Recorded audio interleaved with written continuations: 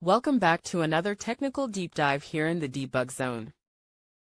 Today, we're tackling a big question and breaking it down with insights from other users.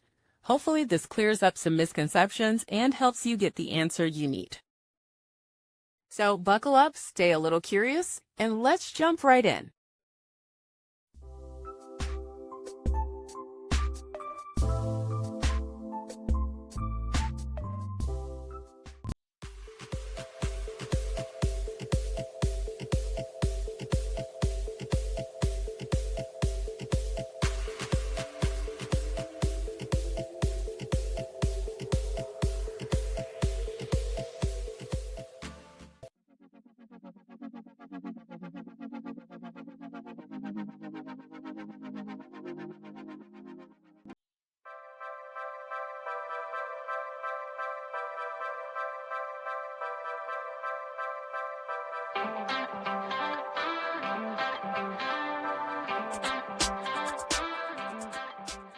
And that's a wrap.